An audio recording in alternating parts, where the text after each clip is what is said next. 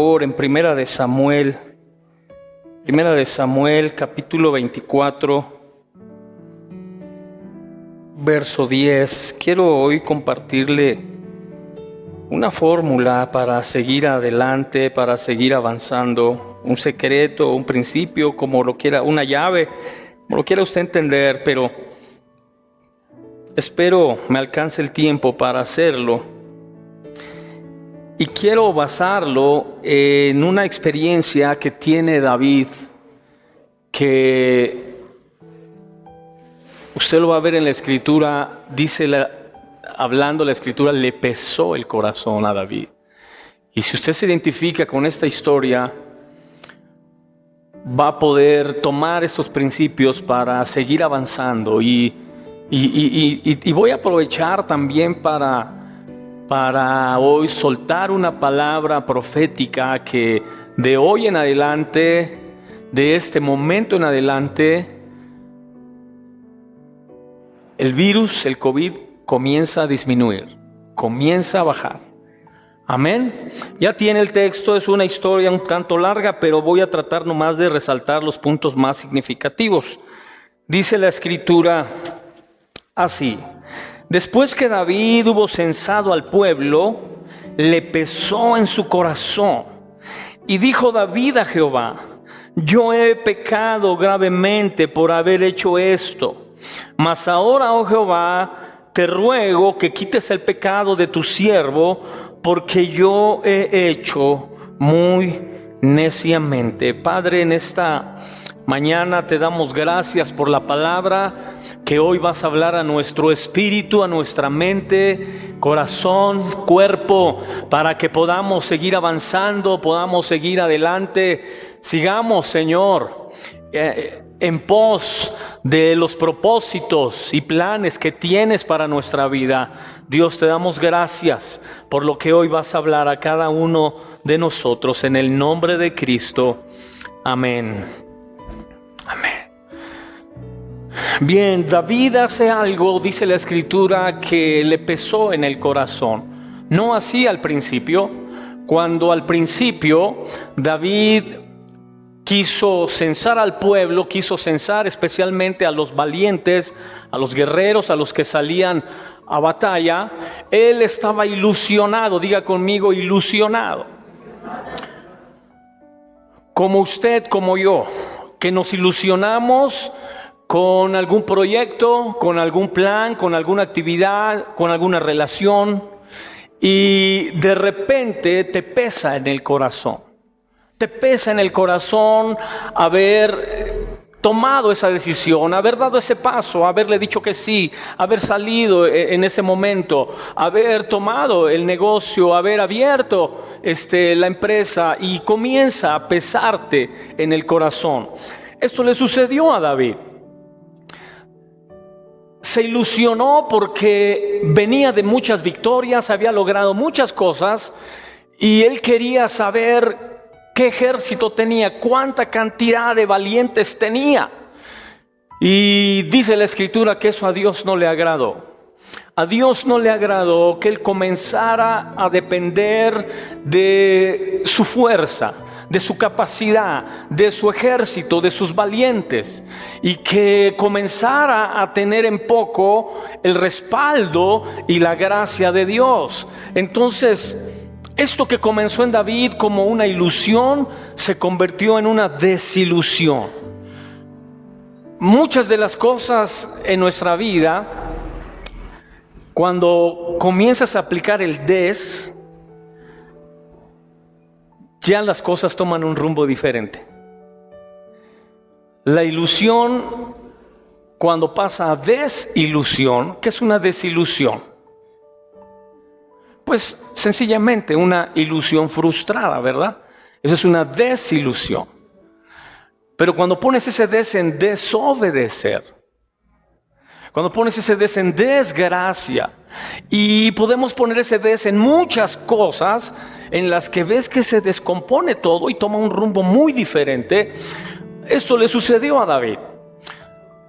le sucedió lo que a usted y a mí. Queríamos salud y terminamos enfermos. Queríamos una familia y terminamos divorciados. Queríamos la planta en el trabajo y terminamos despedidos. Queríamos un amigo y terminamos con un enemigo, etcétera, etcétera. Eso es lo que le está pasando a David aquí.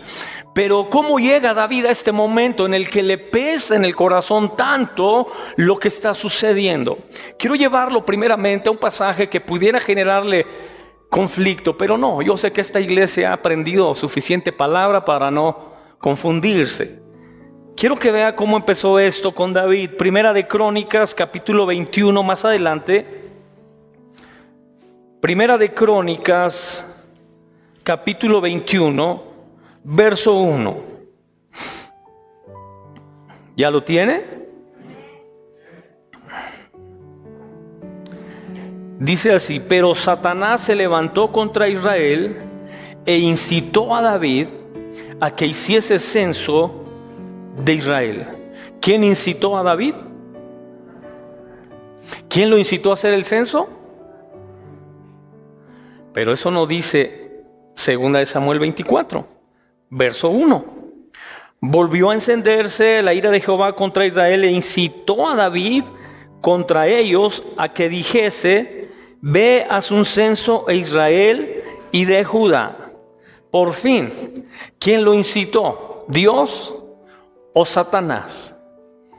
Acuérdese usted, y se lo he dicho varias veces, que aún Satanás es un siervo de Dios. El Señor Jesús le dijo a Satanás: a tu Dios adorarás y a Él solo servirás.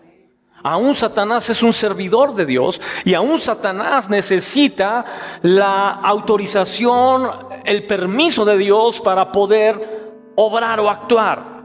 Y por supuesto que es la voluntad permisiva, no es la voluntad perfecta de Dios que se censara al pueblo. Pero Dios permitió que Satanás incitara el corazón de David y que David censara al pueblo. Pero Dios, escúcheme, Dios dejó su palabra para que David, aunque fuese incitado o tentado por Satanás para censar al pueblo, David lo hiciera de la manera correcta. Ahora, vea usted lo que dice la Escritura en relación a cuando un gobernante o un líder del pueblo censara a la gente. Mire lo que tenía que hacer. Vaya al libro de Éxodo, Éxodo capítulo 30.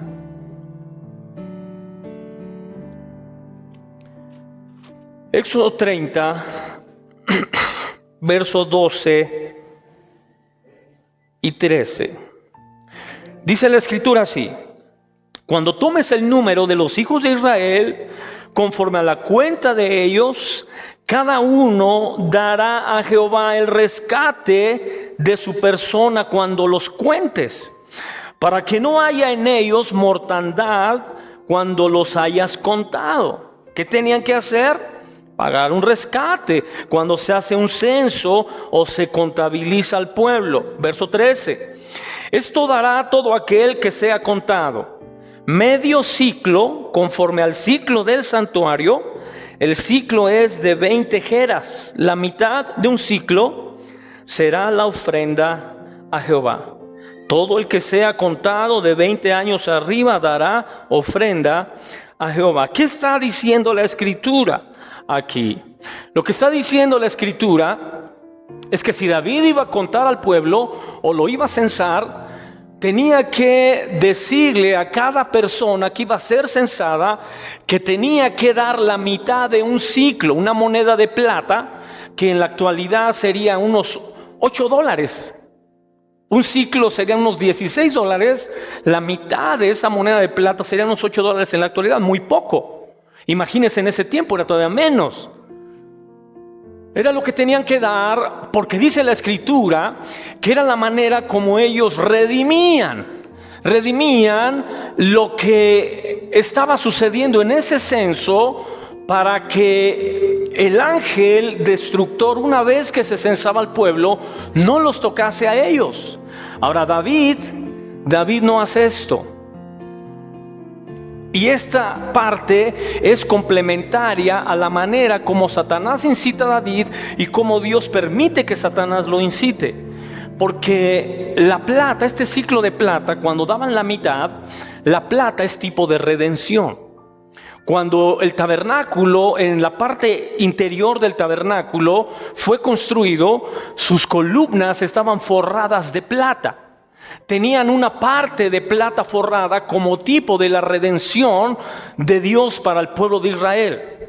¿Por qué? Porque el pueblo de Israel tenía que entender que lo que hacía que ellos tuvieran el perdón y la bendición de Dios no era su sacrificio del todo, era la redención que Dios estaba dispuesto a darles a ellos. Iglesia, eso es lo que sigue sucediendo hoy en día.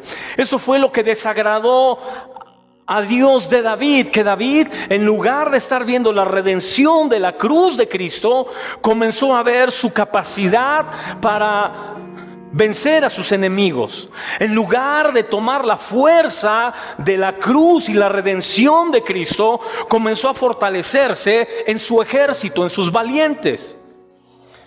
Ahora dice la Biblia, después lean en casa todo el capítulo 24, es el último de 2 de Samuel. Es un capítulo triste, pero dice la Biblia que cuando David hizo esto y le pesó en el corazón, vino el profeta Gad y le dijo: David, te voy a dar 3 opciones a escoger por lo que hiciste. Se las voy a dar a usted y usted va a escoger una de las 3. Le dijo: número 1, por 7 años va a haber hambre en tu tierra. 7 años de hambre en toda la tierra de Israel. Número 2, 3 años de que tus enemigos te persigan día y noche y no tengas descanso porque los enemigos se están persiguiendo y persiguiendo. Y número 3, 3 días de mortandad y de peste sobre tu pueblo. ¿Cuál escoges, David? Yo le pregunto a usted, ¿cuál escogería usted de las 3? Una tendría que escoger. Y dice la Biblia que David escogió 3 días. Tal vez él pensó en función de tiempo. 7 años de hambruna es terrible. 3 años que mis enemigos me persigan es terrible. 3 días pasan rápido. Pero dice la Biblia que en esos 3 días murieron 70,000 hombres. Solo para que se dé una idea, desde marzo hasta la fecha han muerto, ¿qué le gusta? 120,000 personas en todo México. Hombres y mujeres. En 3 días, 70,000. Y nos espantamos con los que han muerto hoy en día. Ve, ahí está, en ese texto lo puede ver aquí en Samuel, 2 Samuel 24, verso 15. Y Jehová envió la peste sobre Israel desde la mañana hasta el tiempo señalado. Y murieron del pueblo desde Dan hasta Beerseba 70,000 hombres. Puros valientes, puros guerreros que salían a pelear con David. Imagínate en 3 días 70,000. Y nosotros nos espantamos porque llevamos 120,000 en casi un año. Bueno, nos espantaríamos hasta por uno, ¿verdad?, que falleciera, porque la conciencia que hoy tenemos de la vida humana vale mucho. Y aún una persona nos pesaría. Pero lo que quiero que ponga en perspectiva es la peste que tuvo que enfrentar el pueblo de Israel, que tuvo que enfrentar David, y con todo y esto que está sucediendo, seguir avanzando, seguir caminando, tratando de cumplir la razón o el propósito por el que Dios lo había puesto como rey, pero también el propósito que Dios tenía para su pueblo. El pueblo tenía un propósito grande de parte de Dios. Pero imagínense que en 3 días se le mueran 70,000 valientes. Dice la Biblia, y le pesó a David en el corazón. Le pesó. Cuando le dan la cifra, dice: ¿qué es esto? ¿Qué son las ovejas de Israel? ¿Qué es esto? Y mire que David era el hombre, escúcheme, David fue el hombre de los pocos mortales que pudieron estar en la cima de los montes con Dios, y contemplar la gloria de Dios tanto que pudieron escribir casi todo el libro de los Salmos. Pero también estuvo en los valles más bajos y profundos como resultado de sus fragilidades y debilidades. Y aún así, ser conocido como las misericordias de David, como el hombre más fiel de Dios, como el modelo de Dios para el mundo. Y cuando tiene esta experiencia de enfrentar esto terrible, esa tremenda desilusión por lo que en algún momento él había intentado hacer, y rompe David con su enfoque que tenía del cómo Dios le daba las victorias, y comienza a enfocarse en otro método, otra forma de obtener victorias. Entonces Dios comienza a tratar con David. Y mire lo que dice el último verso del capítulo 24, verso 25. ¿Ya lo tiene?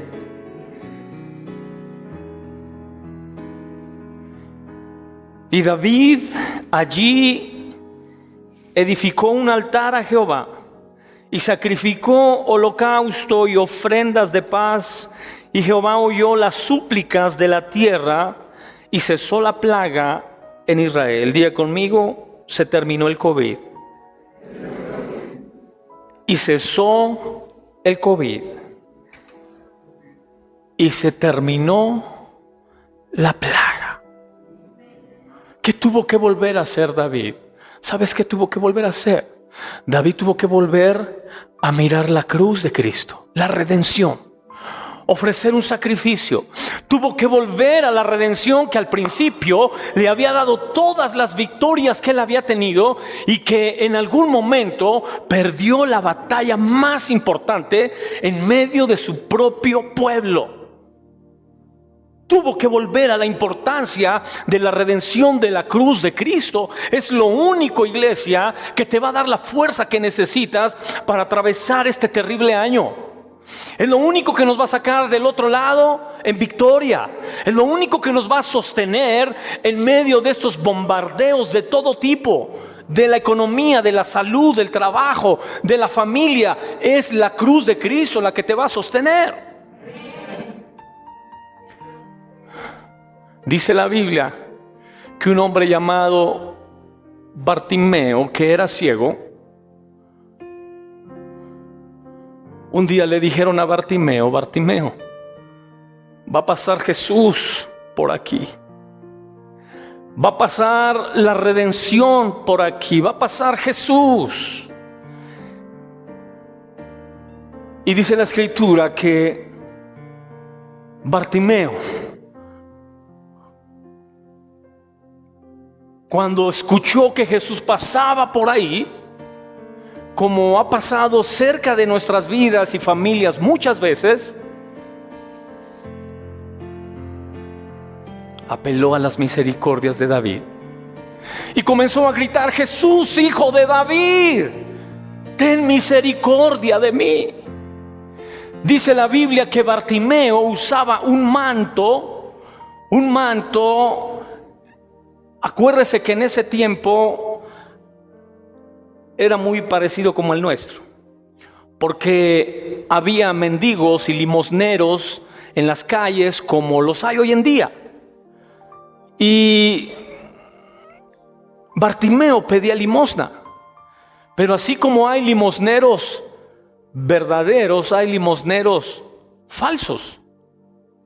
Así como hay limosneros que tienen una necesidad y salen a las calles a pedir apoyo, hay gente que saca una receta médica falsa y anda pidiendo dinero para medicamentos de su hijo, de su esposa, y no es cierto, es mentira. Como tú sabes que es verdad lo que está haciendo ese hombre. Así que en ese tiempo también había limosneros falsos. Y lo que hacía el Imperio Romano para certificar que ese limosnero era verdadero, iban con el Imperio Romano, los discapacitados o que tenían una necesidad, Y el gobierno romano certificaba que su necesidad era real. Así que les daban un manto de ciego, un manto de paralítico o de discapacidad. Y ese manto los caracterizaba como gente que estaba certificada para pedir limosna. Entonces, la gente veía que él tenía un manto de ciego o de limosnero y le daba. Por eso cuando dice la Escritura que cuando él escuchó que Jesús pasaba cerca de ahí, dice la Escritura que inmediatamente Bartimeo se quitó el manto y lo tiró, lo arrojó, porque él inmediatamente corrió hacia la redención de Jesús, sabiendo por fe que Jesús le devolvería la vista y que nunca volvería a su vida de limosnero, nunca. Cuando David ofreció el sacrificio a Dios, cuando volvió a la redención de donde no te puedes quitar nunca. Iglesia, escóndete en la cruz de Cristo, métete a la cruz de Él, para que el enemigo no te esté incitando a hacer algo que sabes que te va a desenfocar, que sabes que te va a decepcionar, a desilusionar al final de todo. David volvió a la redención y dice la Escritura que cuando hizo este sacrificio para Dios, el COVID cesó. La plaga, la peste cesó, se terminó. Cuando Bartimeo escuchó que Jesús pasaba, se quitó su capa de mendigo y dijo: nunca más volveré a mendigar aprecio. Nunca más volveré a mendigar amor, aceptación, cariño. Nunca más volveré a mendigar amistades. Nunca más volveré a mendigar una relación. Nunca más volveré a mendigar absolutamente nada, porque el amor que es Dios ha pasado cerca de mí, me ha tocado, me ha dado la vista, me ha hecho sentir valioso, me ha dado la seguridad que no me da una relación, me ha dado absolutamente todo lo que necesito. Nunca dice la Biblia que Bartimeo volvió a ser un mendigo y volvió a limosnear y volvió a tomar su capa y volvió a ponerse al pie del camino para ver quién se apiadaba de él y hacía algo por él. Nunca eso dice la Biblia. Bartimeo no volvió jamás a ser un limosnero. Amén, iglesia. Así es como se avanza, así es como se sigue adelante, así es como prosigues, así es como continúas. Cuando entiendes la importancia de que para seguir avanzando necesitas estar permanentemente sumergido en la redención de Cristo, en la cruz de Cristo. Dice el Evangelio de Lucas, capítulo 7, habla la historia de una mujer, de la viuda de Naín. Una mujer que, aparte de ser viuda, dice la Escritura, su único hijo había muerto. Similar a la historia que usted encuentra en Segunda de Reyes, capítulo 8, cuando dice la Biblia, se acuerda de aquella viuda a quien Eliseo hace revivir su hijo, la viuda de la Sunamita, de Sunam. Similar. ¿Se acuerdan que el capítulo 8 dice que esta mujer se fue a otro territorio 7 años y al ver la viuda desprotegida, unos fulanos invadieron su casa y sus tierras y la dejaron en la calle? Y a nosotros nos suena hoy un tanto injusto, feo, desagradable, pero en aquellos tiempos era muy común. Cuando tú lees la historia de la viuda de Naín y tú ves que iba, dice la Escritura, iba la multitud llorando al hijo de esta mujer, y esta mujer, con ese pesar de quedar viuda y luego sin hijo, dice la Escritura que se encuentran con Jesús. Se encuentran con Jesús. Y Jesús toca el féretro. Es muy probable, dicen los historiadores, que a esta viuda también ya le habían quitado sus terrenos, su casa, si es que tenía. Les quitaban hasta la ropa del marido y la ropa del hijo fallecido. Es muy probable que la parte de la turba que iba con esta viuda hacia el cementerio, ya iban hombres ahí ya con los zapatos del hijo, con la capa del marido o con la túnica del hijo, con el cinto del hijo. Es muy probable que ya lo llevaban puesto, porque la viuda estaba totalmente desprotegida. No había quien la defendiera, no había quien peleara por ella, no había quien hiciera valer sus derechos de las viudas. Por eso acuérdese usted lo que dice la Escritura de una manera muy clara, que Dios es Dios de viudas y de huérfanos. Yo tuve un maestro, donde quiera que estés, si en algún día me ve por internet, Samuel Berberian, uno de los maestros que admiré desde que era un jovencito. Dice él que cuando se casó, él era armenio.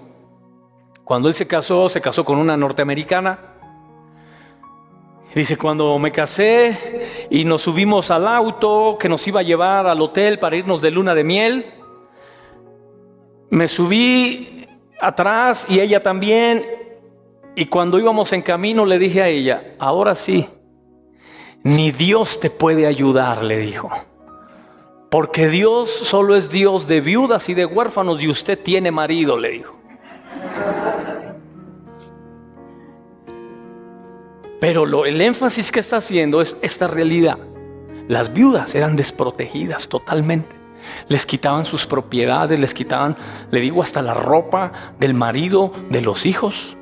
Ahora, cuando usted encuentra la narrativa bíblica de Lucas 7, dice la Escritura que cuando Jesús toca el féretro, el muchacho se levanta y comienza a hablar.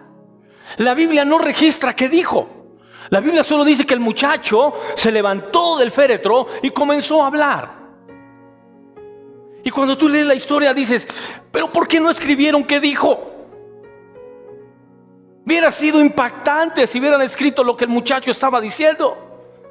Entonces yo usé mi imaginación un poco.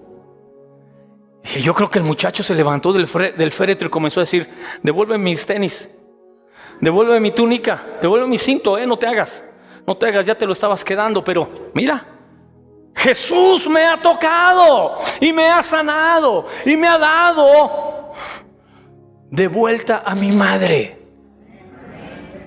Dice la Escritura que cuando la viuda de Reyes, capítulo 8, fue con el rey, dice la Escritura que el rey hizo que le devolvieran su casa y sus tierras, pero además que le devolvieran el monto de los 7 años que trabajaron la tierra y se lo quedaron. Y el rey es tipo de Cristo. Amén. Iglesia, ¿cómo vamos a avanzar en medio de tanta desilusión, de tanta pérdida, de tanta desgracia, de tanta decepción?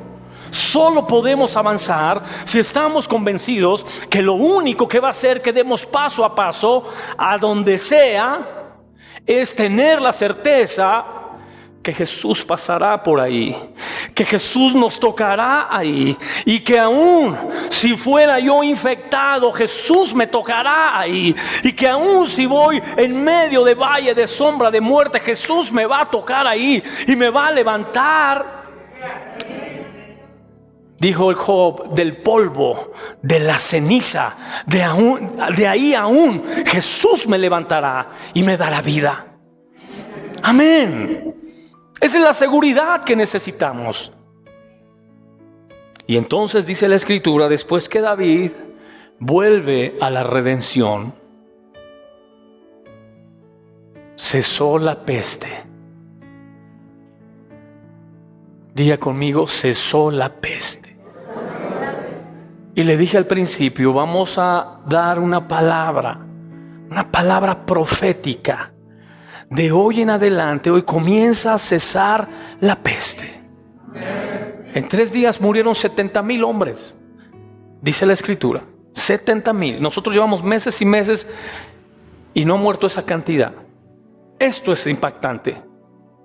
Pero si volver a la redención pudo frenar una peste que en 3 días mató 70,000, iglesia, si nosotros volvemos a la redención, si nos escondemos en la cruz de Cristo, si dejamos de ver la vida con lo que nosotros podemos hacer y no con lo que Dios puede hacer a través de nosotros, si dejamos de ver la vida con las cosas que podemos lograr y obtener y comenzamos a ver esas cosas con lo que Dios me quiere dar y lo que Dios me quiere bendecir, entonces cesará, entonces terminará. Y lo digo esto para la iglesia, porque creo que ha sido la iglesia la que no ha entendido esto.